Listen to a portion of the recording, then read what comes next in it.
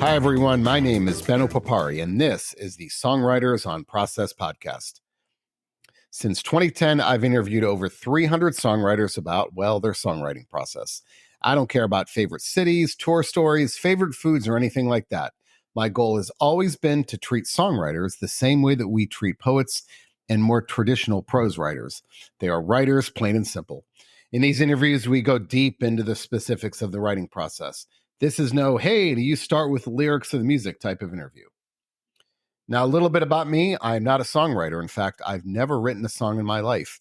I have a PhD in English language and literature, and I'm a former academic. So as a prose writer, I enjoy exploring how my process intersects with those of songwriters. This is an intelligent conversation about writing between two writers. And that, of course, means we talk a lot about books. The site features interviews across all genres, from metal to jazz, from country to that big category known as indie. You'll find a couple of A-list actors on the site and several members of the Rock and Roll Hall of Fame as well. Now, I select songwriters to interview who fit into one of two categories. One, do I listen to them already? And two, if I don't, would they make for a compelling and intelligent interview? You can find these interviews across all podcast platforms as well as at songwritersonpodcast.com. Do you have an idea for an interview or a comment about the site?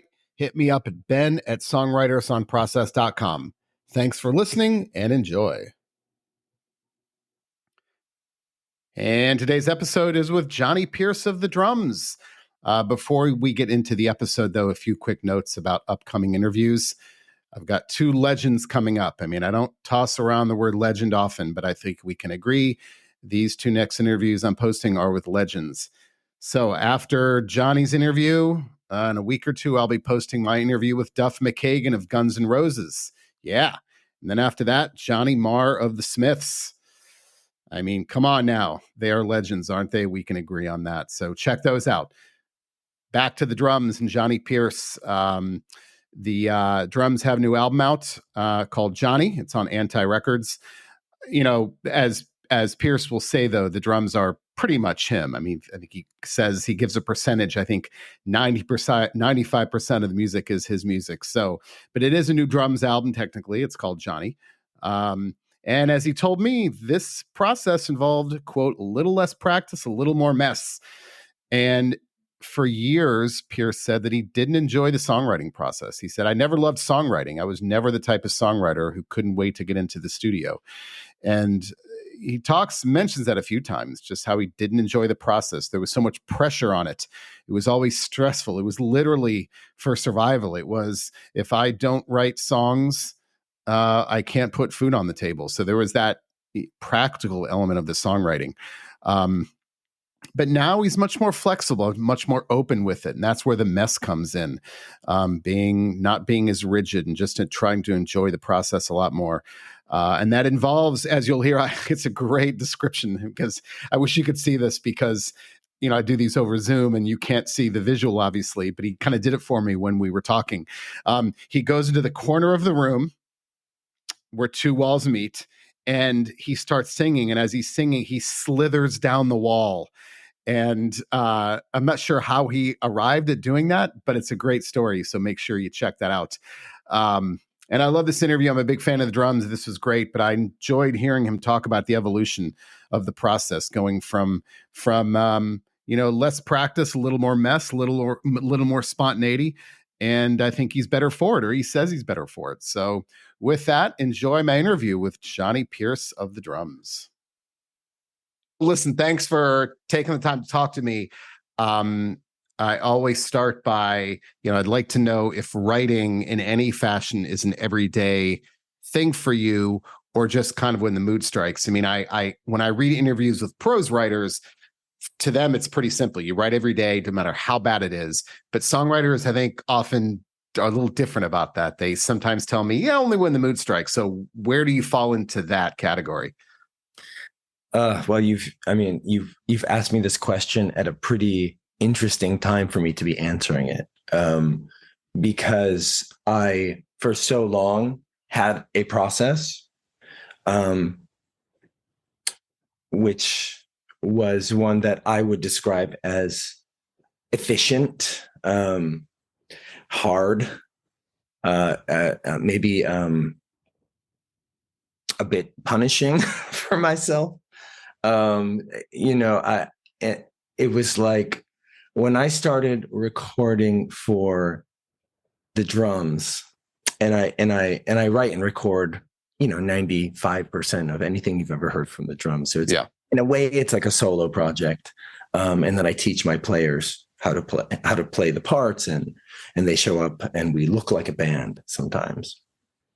When I first started writing the very first EP for the drums, I didn't know I was writing an EP for the drums. I was just writing. I left upstate New York, or I left New York City. I'm sorry. That's where I was living at the time, working retail. And I moved down to the middle of nowhere in Florida and had no money. My rent was $150 a month. I was living in a field. The only thing around was a 7-Eleven across the street. Like, you had to go across the highway to get to it. And broke as a joke, with one weird reverb machine that I stole from my father's church, and like some spring reverb machine that I just held onto for years, an MS-10 synthesizer, and a beat up guitar. I can't even tell you the brand. I wasn't really a guitar guy at the time.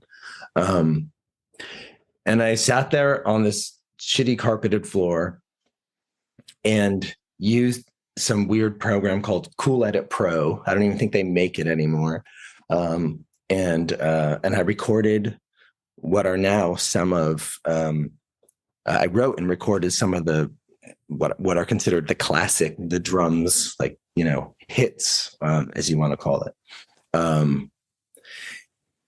And I wrote them in hours, sometimes one song in an hour, written and recorded and done. And that's the version that's still out in the world today. Right. It was like these songs just were flowing in a way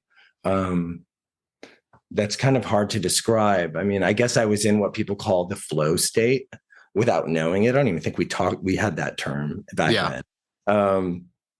But I was in some sort of trance or something. My body gave me these songs, and I was kind of recording and writing as fast as I could. And it was like boom, boom, boom, boom, boom. The drums kind of overnight took off. It was really quite a whirlwind. And from, so in my mind, working quick, working fast, kind of not leaving the bedroom where I was recording until I had a song. No breaks, I remember I would pour a giant, or I would make a giant pot of coffee, like all the way to the top, and I'd throw ice cubes in it, and I would just chug the whole thing. And I'm like, all right, it's time to write a song. That's where this like punishing sort of stuff comes in, right? And it's like, I got to do it. And I did it. So for me, I learned, you go in and you work really hard, almost in a manic state, to write songs. And I did that for a long time, kind of all the way up until Brutalism, which is my last album, where I started the process of slowing down a little bit. But, up until very recently, songwriting for me was not exactly, if I look back, I don't think it was a happy process. I don't think I was feeling joy in any of it. And there was this pressure for me to deliver. Part of that was, I grew up very, very poor. And part of that was just to survive, literally to pay my bills, to keep the lights on, right? And so I just learned to go hard. You go hard. You write a whole album in 3 months, or you write a whole EP in 2 weeks. It was like these kind of ideas. And it felt good when I could pull that off, and people also liked it. Of course, that's like, whoa, this is the winning combination for me. But what I sort of discounted or ignored is sort of the suffering within all of that for myself. Yeah. How hard that was on my body, how much pressure and stress and anxiety was like amidst all of that.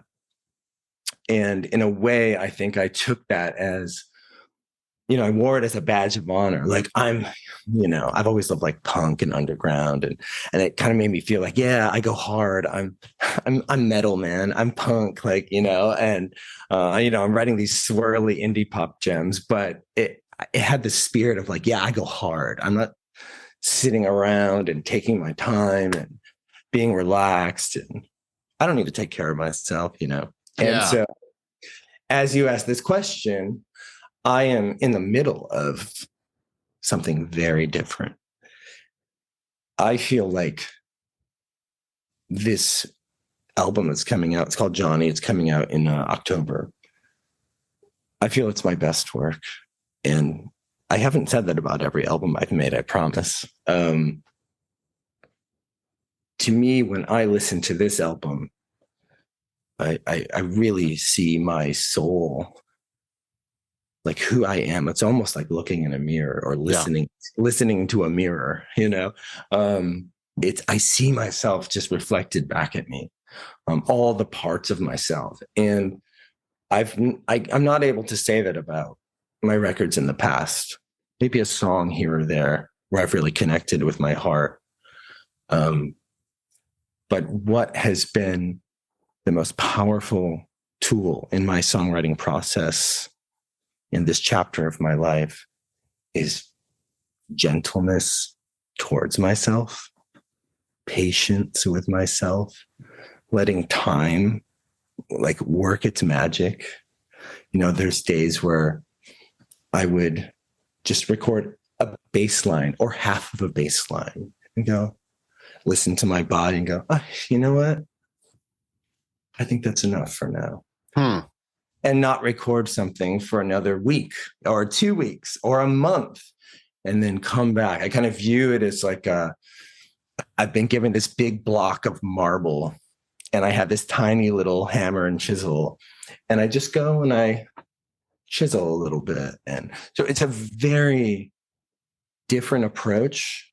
And I can say that for me, taking it from like an everyday, got to do this experience to something that has breath and therefore life, and I can be in it, and I kind of wait till I know I can be in it to do it. It just makes the whole process longer, yes, but the riches of fulfillment are just like overflowing. So it's been very healing and peaceful in a way, But like, I'm also a realist. I mean, I'm also at a stage in my life where I have the luxury to be able to take my time, and 99 out of 100 peers of mine are contemporaries. A lot of them were like born into wealth, right? Let's just be honest. Making music and writing has been kind of an additive experience to a very secure, safe, a life experience, and they have the time and space to kind of go at it how they want and what feels nice. And I'm generalizing a little bit, but overall it's what I see and it's what I experience. And so I think like pulling myself out of a place of strict survival and teaching myself that I don't have to like fight so hard and I can just be more present in the songwriting. It's really just revolutionized how I write and what I say, because I'm giving myself time to like, for a message to sort of appear, and then I can go into that. So. Okay. So I have a couple of follow-ups. One is I want to get to something you said, and that was, and this is going to sound very silly, but the practical element of, you said writing on the floor. And I can't tell you how many songwriters. So the story I always tell is I interviewed Britt Daniel of Spoon a couple of years ago, and he said that he started writing on the floor because he couldn't afford a couch, but now he still writes on the floor. He can clearly afford a couch now, but he still loves what the floor. And I've other songwriters have told me that, and we can't quite pin it down if it's something other than I just can't afford a couch, or if there's something very elemental about writing on the floor? I don't know, but you said something that so many others have told me. So I don't know if that means anything, but it's interesting. That is interesting. It reminds me of, I think it was Stevie Nicks who, when she wrote Gypsy, I think that's the name of the song, Gypsy. Yeah. She went, they were in the spoils of being very successful. And she went back to a small apartment. I might get this a little wrong, but put a mattress on the floor that sort of was her actual apartment when she was broke, or resembled something like that, and slept on this shitty mattress on the floor. And that's where she started to write these songs, and was able to like really deliver, And yeah, so I think, I don't know, like when I'll give you an example of, it's kind of related. When I'm trying to write lyrics from my gut, I always try to write from the gut, not even from like the heart, but like out of the gut. If I'm ever struggling, sometimes I position myself. I find the corner of a room and I hold my microphone, and I actually let go of my balance and I lean into the corner, and I let myself slowly, I hit record, the song was playing, and I let myself slowly slide down the wall. And there's something about like that letting go of your balance and your control, and letting your body sort of give you something. Some of my best lyrics, or the lyrics that make me cry when I listen back to them, it's like a physical shift, and an unconventional one to birth something maybe that couldn't have been accessed otherwise. Okay, but I can't imagine you just said, I'm going to go stand in the corner and then let myself slide down. I mean, how did you even discover that? Oh, God. That's amazing. I don't know. There's something about, I complain a lot in my lyrics and I whine a lot. I'm like frustrated with the world all the time, frustrated in general. And maybe it's like a little kid, singing from your child's heart. It's like almost like throwing a tantrum, right? Just kind of like, ugh. And when you whine, you can almost imagine a child kind of like falling down a wall, sliding down slowly, like throwing a tantrum. And I think it's like, that's a way for me to access my child's heart, which is what I write a lot from, But I don't know when the first time I did that, but it just happened, Yeah. But I'm a big believer in the body. Like, I'm a big believer in the body is like where the lyrics come from. It's where the melodies come from. Who are we if we're not our body? So I try to play around with that a lot, That's amazing. So the other thing I was going to ask you was, there's got to be times now when it's got to take restraint to be restrained. Like, you probably feel like I have so much to say, but I have to stop. I mean, I imagine there's got to be times when you could just, if you could have one of those marathon sessions and chug, coffee, but you say that's got to take tremendous discipline to stop, even though you could write for hours more, right? Songwriting has never been, I might have referenced this before, but it's never been like thoroughly enjoyable for me. Mm-hmm. It feels like going to work for me. It does. And there's a few moments here or there where I feel a rush of endorphins, like, wow, when I pull something off, or when something just surprises me, like, oh, I can't believe that this exists now. This wasn't here and now it is, and it's beautiful. There's those moments. But really, I feel like I'm like clocking into work. I wish it was more fabulous than this, but I have to be honest, I'm clocking into work and I'm sitting down and I'm trying to soften, like let my joints kind of fall and like soften my body and like get into a space. And I'm always excited to stop. Like I clock in and I clock out, and I clock out with glee. And I'm hoping that one day changes for me. I've never been that writer who just can't wait to get in the studio. I think a lot of that has to do with how for so many years my my writing was connected to my survival. And so I started to equate it with almost like something that's stressful, right? Yeah. And that's just now starting to shift for me, where I wonder, it's a big question mark for me in the future. Like, will I start to just be more excited? But I'm almost 42 now, I'm at this age where I've been doing this one thing for so long. I'm really excited to like expand my life. I want to hike mountains, and I want to play with my dog, and I want to fall in love. And there's all these things that I want to do. So I don't know if I'll ever become that regimented, studious, poet guy. Although last night I was here at the lake, looking out at the lake, I was listening to Nina Simone's cover of Where Does the Time Go? It's a live cover. If you haven't heard it, it'll make you cry. It's stunning. It's the best thing I've heard in years. I just keep playing it on repeat.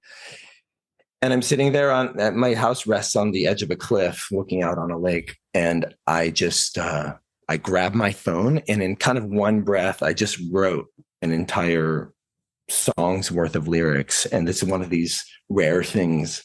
It doesn't happen a lot for me. I just started crying too. Like, there was just something that was like, ooh, that's kind of nice. And that feels connected to this new way of writing. Like, I wasn't clocking in. It just was there, So I'm really big on less practice and a little more mess. Like, I want a little more mess. I want a little less rigidness and a little more softness and slipperiness, and kind of just, sniffing around, seeing what's up. That's become more of my process. I don't even know if you can call that a process, but it's kind of vague, and it's almost a mystery to me, but it's about just being in it, being in whatever is happening, and just letting that sort of lead you. But I think it also takes being connected to your heart, and connected to your body. So that's been a huge focus for me, is just going inward, and then the songs, paying attention to a lot of what's in here. And then the songs just sort of give themselves to me. And it feels like a gift. It feels like I'm getting away with murder, to be honest, but it wouldn't happen if I didn't give it time and space, Yeah. So I don't know if that makes sense. No, it does. Absolutely. And I want to ask, because I see her holding a pen, and I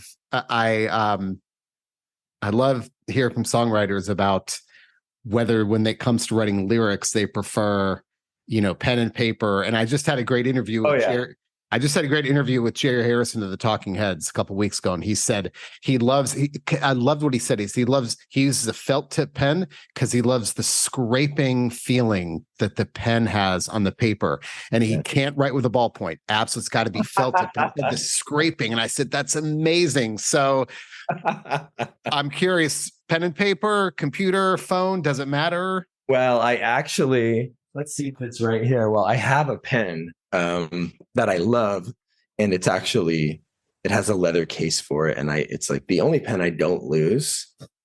I am paper and pen all the way. I have, notebooks and notebooks and notebooks of scribbled lyrics. And so this pen comes in this yellow leather case. It's divine. It's called Baron Fig. Do you know these pens? I don't. I think they're like $1 million each. And they write like $1 million. It feels so good. It feels like whatever you're writing is very important, Yeah. Maybe a little fake it till you make it there. But yeah, I can't really do the lyrics digitally. And maybe that's my age, I have a feeling Gen Zers don't really need to grab their journal or their notebook, but maybe I'm wrong there. Yeah, no, there's absolutely no, you can't generalize, because there are some that want to be very retro and then will use pen and paper. but the devotion even to like the color of paper, the type of paper, like, or maybe like it's lined versus unlined. Some people like the messiness of the unlined because it allows them to be more flexible with, it makes it look almost like a drawing. Well, I'm really irresponsible from an eco-friendly, vantage point. I blow through notebooks like you would not believe. It's ridiculous. I, for some reason, need to write really big. So I'm just flying through the pages, but there's barely anything on each page. Whoa. Why is that? I don't know, because I'm dramatic and I'm wild, and I want a juicy sort of life, and I think when I'm writing, I just can't get so tedious something. If I get a little analytic about it, I grew up in a pretty dark place for a child to grow up. Both my parents were religious zealots and kind of ran a community in upstate New York that was quite harmful to a lot of people, including me. And I would see my father writing, and he writes everything in capital letters, in neat lines, every letter the exact same size. Wonder if how I approach writing with a pen. I wonder if that's my response to all of that. I'm just having this thought now for the first. I know. I get analytical about everything. So I'm sitting there going, I wonder if I'm scribbling all over and being wild on these pages. It's just a fuck you or a rebellion to all the rules and the boundaries and the bondage of that time in my life. Maybe it's just feels really good. It sets me free to be writing letters in a messy, sloppy, big, colorful, wild way. It does feel good for me to do that. Like I'm always enjoying that part of it. Do you go back? I'm sure you go back to those old notebooks sometimes. Do you go back there and mine them for ideas if you feel like you're in a rut? Yeah. No, I'm really about, in my writing, I'm really about looking forward, and I'm not so much about looking back. Sometimes musically, when I'm recording, I'll lean on what I've done in the past to sort of influence what I do in the future somewhat. But yeah, I'm also pretty hard on myself when it comes to my lyrics. Once they're out in the world, I'm kind of hard on myself when I listen to them. When I'm writing them, I'm thinking, oh, these are the best lyrics I've ever written. And then I put them in the world, and I feel like I've kind of outgrown them quickly. And it's not that I turn on them, but I'm ready to move forward. But the hope is that I'll be able to look back at those one day and feel a lot of love and tenderness about those, because they're worth loving, like they came from me. And so I'm getting there. That's part of the work in progress, Yeah. Just like not abandoning my past and the what I've written in the past, but letting it just be what it is, and letting it be beautiful in my mind. The new album coming out right now, I'm just really proud of it. So, I mean, those lyrics, they're some of the most personal I've ever written. They kind of go for the jugular. They really do. I had to listen to a test pressing of a vinyl test pressing the other day to approve the vinyl. And I had a friend come by to listen to the album front to back. And he cried twice. Wow. So that was a good sign for me. That felt really good. I've never had that experience before. He's also someone who's pretty dramatic, so take it for what it is. But so are you more likely? Okay, so the more personal the lyrics are you less likely to revise them because they came from such a and so deep inside? Are you more hands off when they're that personal? That's a great question. I love that question. Yes, I think when I really am tapping into my heart, look, I want my work to be meaningful. Um, when I have written a lyric that quote unquote works, it kind of gives the song a nice tidy bow on top. Um, I'm often regretting that decision, when there could have been another option where maybe it doesn't quote unquote work, or maybe it doesn't rhyme, or maybe it isn't the most obvious, but it's fucking beautiful. And it is from your soul.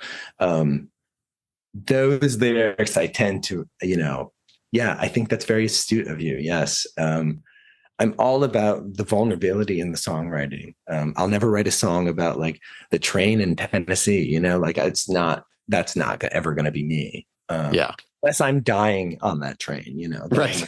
About it.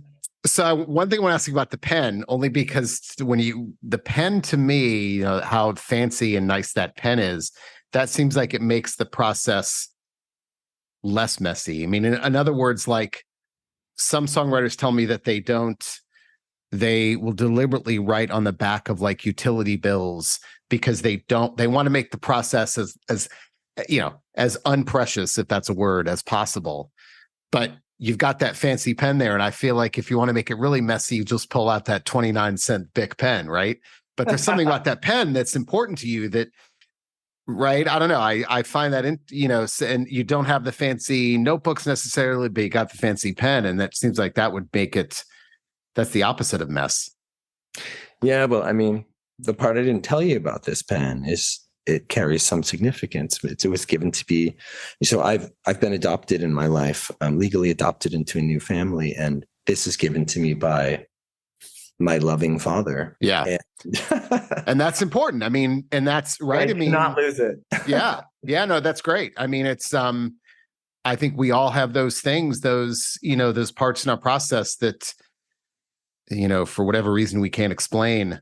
I mean, I've got the chair I love to write in. I know that if I'm feeling a rut, like for example, like I write in this chair, but I revise in that chair behind me.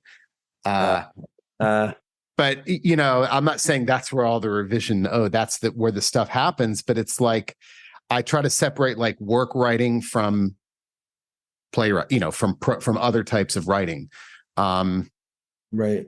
And whether it's confidence, right? We all have to, I mean, you could read all these articles with authors and songwriters and who need to have wear that hat or have that, certain pen or certain things with him to write. It's superstition or it's just confidence. I don't care what it is, but absolutely you feel like if you play sports, it's that lucky jersey, right? Same thing with a pen. It's your lucky jersey. Right. Well, and beyond the pen, I mean, along with what you're saying, I mean, I'm up here in this little cabin where I spent all of 2020, right? The pandemic happened. I shot up to upstate New York, thought I'd be up here for a week or two after it all kind of settled down. That was not the case. I stayed for a year and 2 months. I was in full isolation for 95% of that time. Raising a little puppy. And this place became sort of a womb for me. It transformed from a little getaway, a cute little cabin, to a place of deep nurturing, safety, security. And, and I wasn't running around and touring. I wasn't in and out of studios. I was just here. And it was the first time in my whole life, in my whole adult life for sure, including my teenage years, actually, where I just stopped everything. I stopped everything. And I was just here, and I got familiar with the walls and the doors and the ceiling and the knots in the floor and the deck outside and the trees. I have these 3 trees outside. I call them the 3 sisters, and I've named them all, and they feel like they're looking down on me and protecting me. So this place, when I come here now, my heart instantly softens, and I feel like I could write at any time. Mm-hmm. So this is now, I wasn't looking for this to be my writer's studio, but it has become that. And it's kind of like how you describe, you have these spaces, whether it's the chair that you're sitting in, the pen kind of influences something about your writing process. But for me, being in this space, like I don't think I would go to I wouldn't go to like Electric Ladyland to write lyrics, like that to me doesn't really work. If anything, my heart kind of hardens in those spaces, feels like a little too close to industry. So I like the idea of coming up here and when I leave this space and I've written some songs, I always make sure to, touch the door and I just kind of think the different parts of the house. And so it's a beautiful experience writing lyrics here. And it's so easy to do because it's become such a haven for me, as a songwriter. And I'm with you. I agree with you 100%. My fear for me is that because I'm so, because I'm worried that makes me unable to write in other places. If it's like, I'm not in that chair, or I'm someplace else, so it's not going to happen. I'm not even going to try. That's my fear. Is that you become wedded to those rituals so much that you feel like, well, I'd like to write, but I don't write well in this place, so I'm not going to try. Right. Yeah, I've kind of made peace with that, like maybe it is in the cards for me that I write my best lyrics at this little cabin in upstate, and maybe that's okay. I think as writers, we're all everything is on a spectrum. There are people, I've seen them in LA, in these songwriting rooms, who can seem to be able to write lyrics anywhere. Are their lyrics any good? That's to be determined, but they seem to be able to write, and they don't bat an eye. And for someone such as me, and I'll just speak for myself, I'm a sensitive guy. I'm a sensitive, mushy, ushy, gushy guy. I always will be. And I'm sensitive to the space around me. And so it's kind of, rather than spending my whole life trying to fight that, some people might want to, and that's great for them. It's their journey. For me, I like that I need to come up to this sweet little spot and kind of get away from the world, and just be on my own and experience some loneliness. Loneliness is really good for my songwriting. When I'm feeling really lonely, that, there's a difference between solitude and loneliness.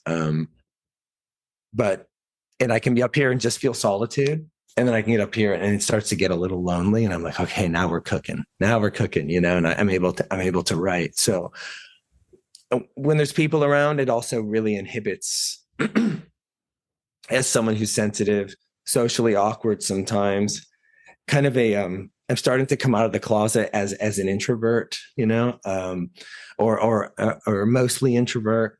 It's really good for me to get away, to hide away. I'm not hiding away in that sort of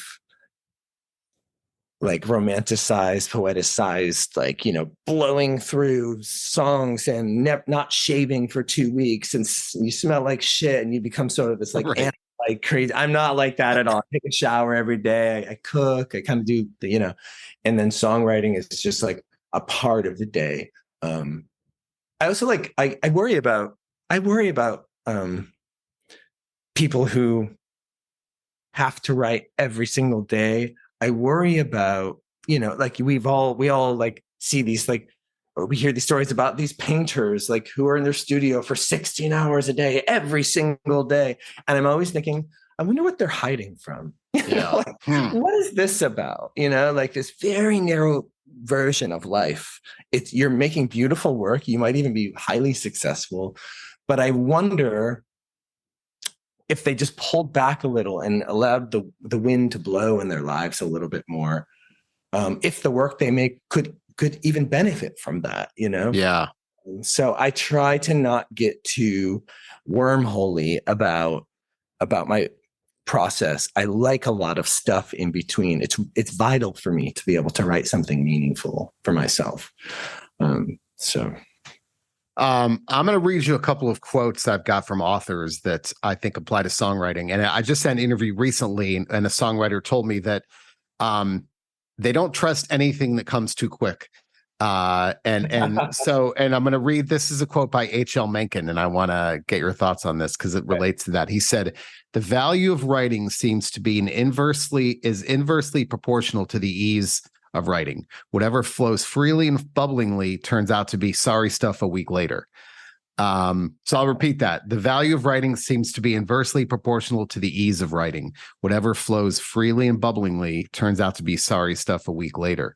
I know we touched on that a little bit, but that idea that, oh man, this is too easy. Like I shouldn't trust this. So yeah, I mean, that quote feels a little rigid to me and a little generalized, right? I mean, some of my best work just bubbled up and was there. And certainly the songs that made me the most money, if I'm honest, like, they were quick. I mean, they just came out and that was it. I'm not saying they're going to win a Pulitzer Prize or anything like that, but I feel like we're all, if he was saying, this is an I statement, this is how I feel about my work. Yeah. Might be able to say, oh, yeah, okay, that's your experience. For the most part, for me, I can write rather quickly.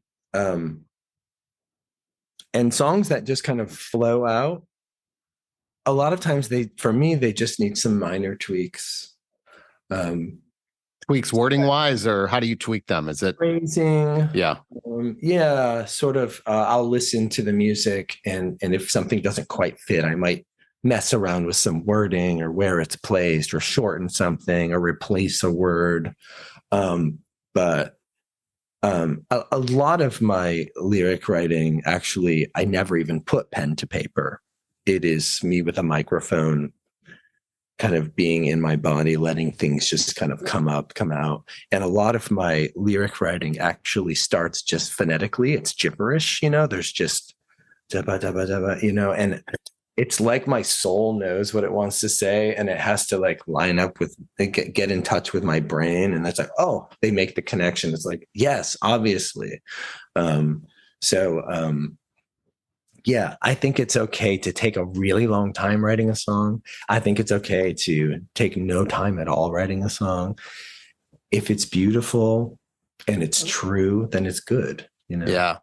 Do you get a lot of ideas? Agatha Christie once said that the best time to write a book is when you're doing the dishes, but I interpret that as I can agree with that. But I interpret that as the best ideas come to us when we're engaging in activities that require no conscious thought. So I hear this from songwriters a lot, repetitive activities, whether it's vacuuming, gardening, walking, when your brain can turn off, that's when the ideas bubble up.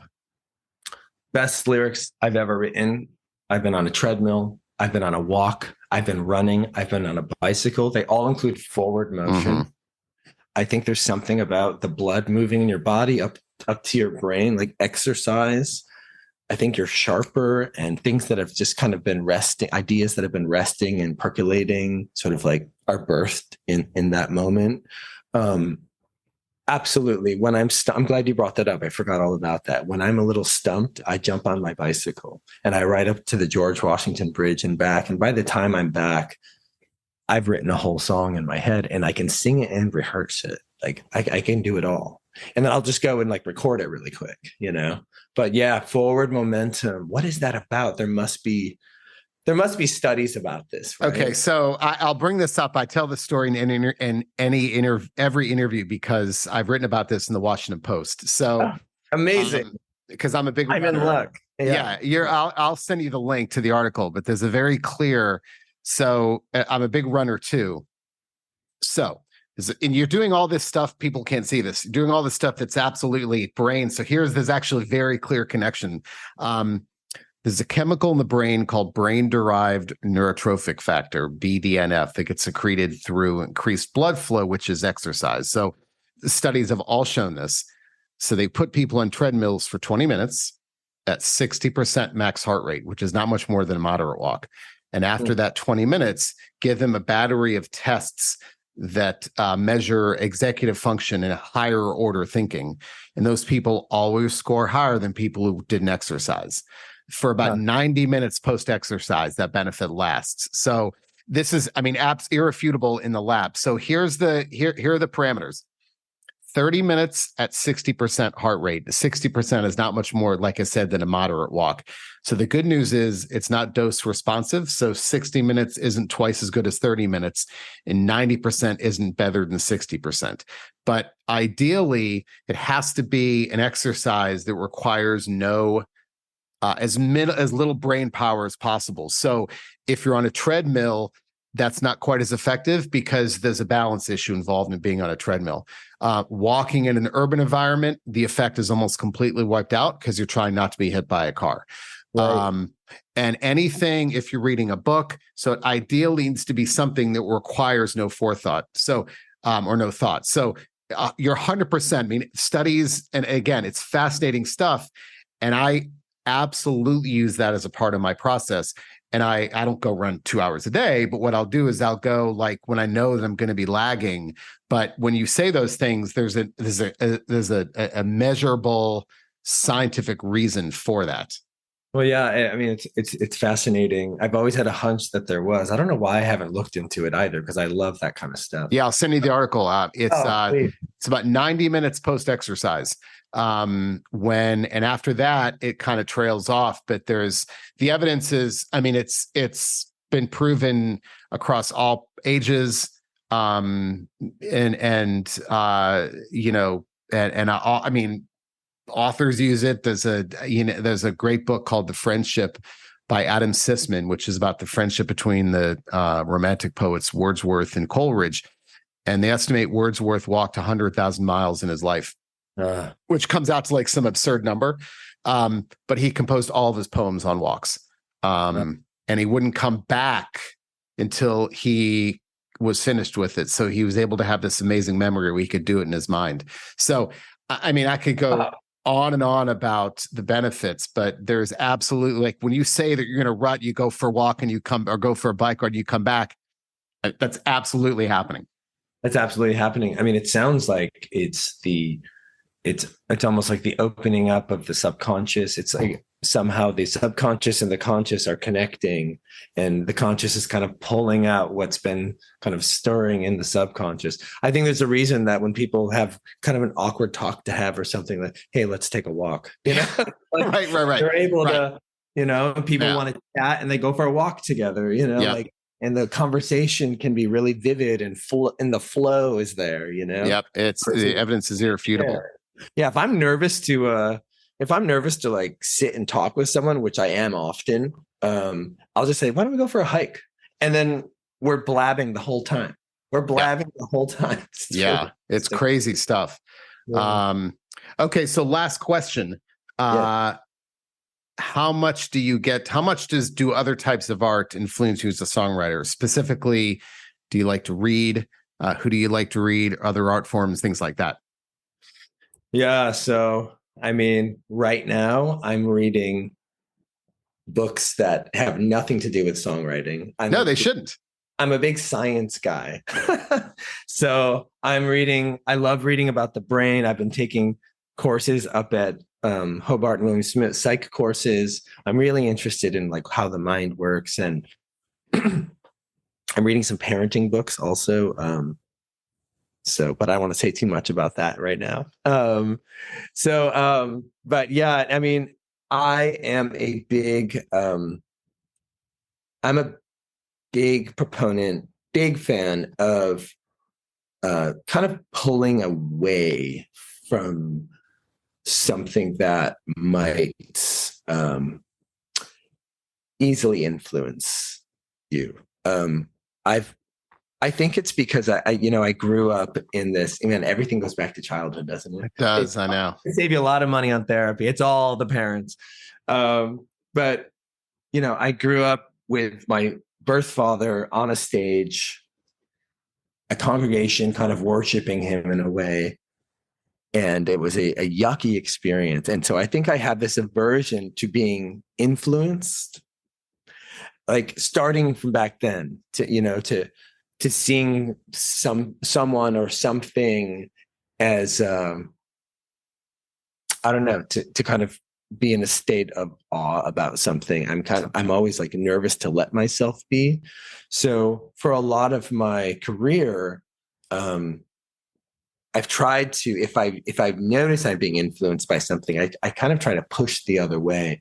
I've always felt like I want to be on my own little raft as a songwriter, just with like a little paddle, and I'm just kind of paddling down the river, and I'm not jumping on any big boat where there's a lot of people. I'm kind of doing my own little thing. I'm admiring from a distance, and I'm appreciating.